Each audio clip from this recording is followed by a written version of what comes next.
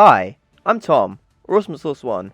So in this video I'm going to be going over episodes 1, 2, and 3 of Pokemon Journeys. Yes, the series finally got an official English name and it's Pokemon Journeys. Pretty decent name, but that's not the point of this video. So anyway, episode 1, Pikachu is born.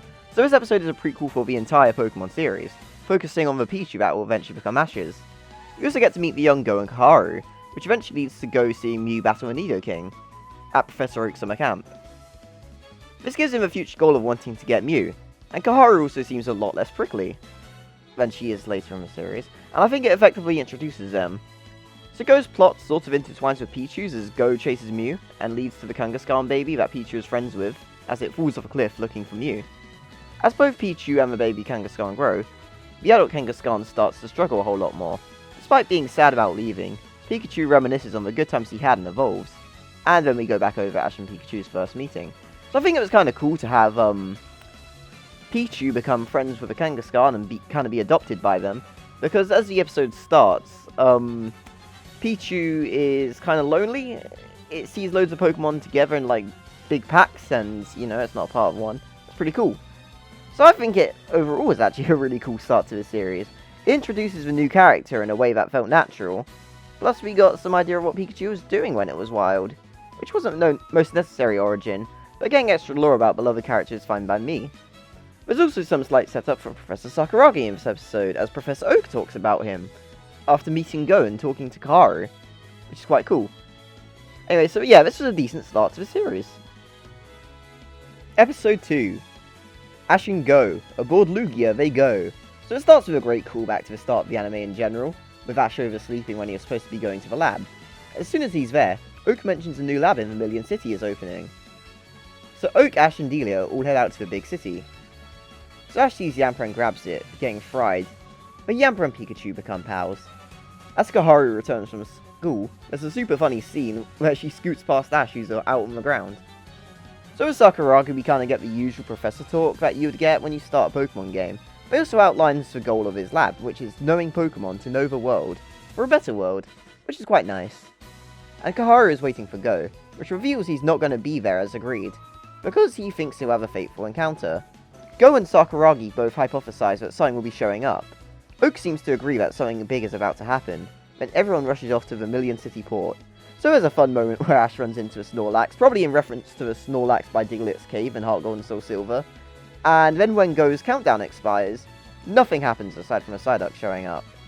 And then after that, there's a storm cloud that immediately goes off that reveals Lugia, and it was very clearly meant to represent a Pokemon Go raid, which is fine by me. It has a countdown and they call it a raid. More people show up and join the battle. In the most alpha Chad moment of all time, Ash and Pikachu show up, ready to fight.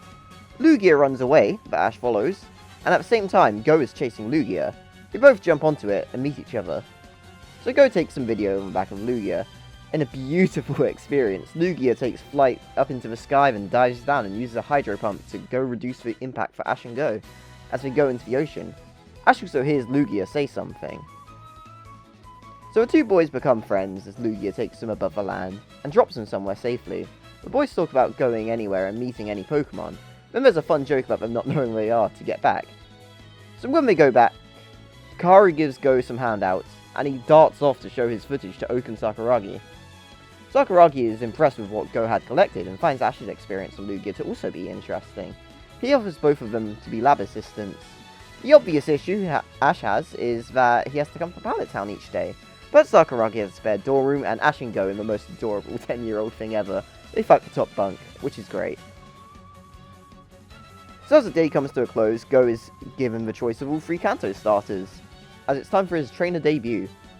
And then we learn that Go rejects all 3 of them because he wants Mew to be his first Pokemon, and that's the end of the episode. So I'm going to be honest, I think this is a pretty perfect introduction to the series. Our protagonists meet each other in a great way, and I love that Go sees Lugia on his first day of his adventure to mirror Ash seeing Ho-Oh. While Go doesn't have a Pokemon yet and rejects one, I think that it is fair to say that this is the start of his journey. We also get to see the location of the series, being Vermilion City. I'll play a Melee Island type role later. So episode 1 sets up Sakuragi as being an intelligent professor, so he should get lab eventually. And I think it's quite an effective tie to episode 1, to be honest. So Ash is still shown to be a complete badass, going straight to battle Lugia after it took down a bunch of other Pokemon. Plus Ash is fresh off beating Tapu Koko.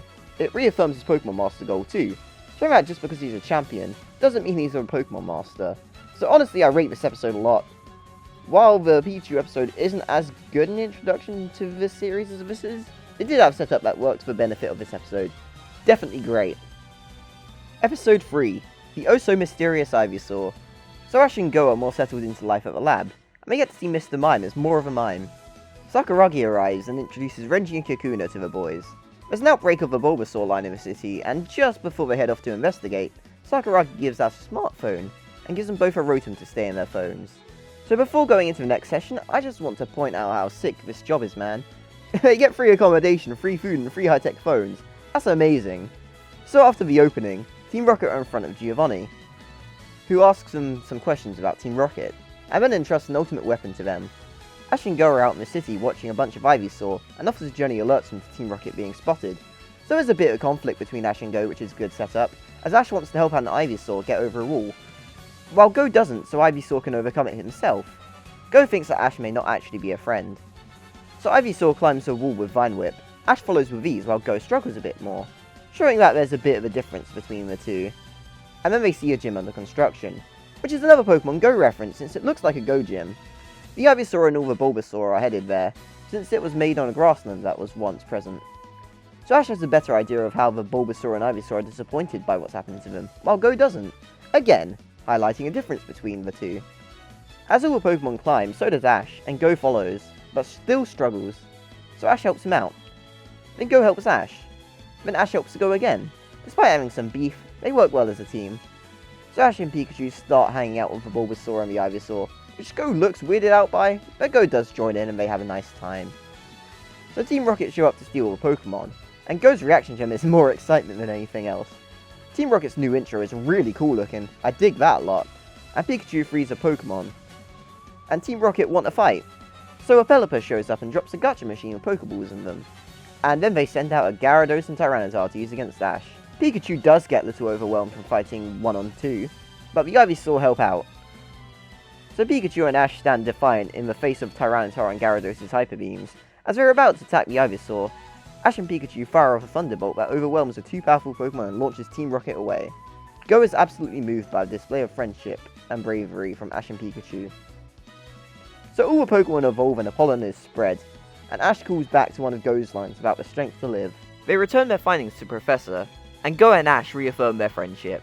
Well, this was a less exciting episode than the previous ones, but it was really nice still. I've said in reviews before that I do not like the gacha machine for Team Rocket at all. It robs them of great interactions with their Pokemon. So when this episode aired, it was really exciting to see Team Rocket with powerful Pokemon, and it worked well to highlight Ash's bond with Pikachu to Go. But knowing Tyranitar and Gyarados are goners just suck. And their Pokemon with like no personality and existed to job to Pikachu. So Team Rocket themselves were alright though. A notable exclusion from this episode was actually Giovanni's secretary, Matori, who will be showing up in later episodes anyway. So I do like the conflict between Ash and Go. Just being best pals from the start wouldn't be the most exciting thing to do. So having them come to conflict a little bit is nice.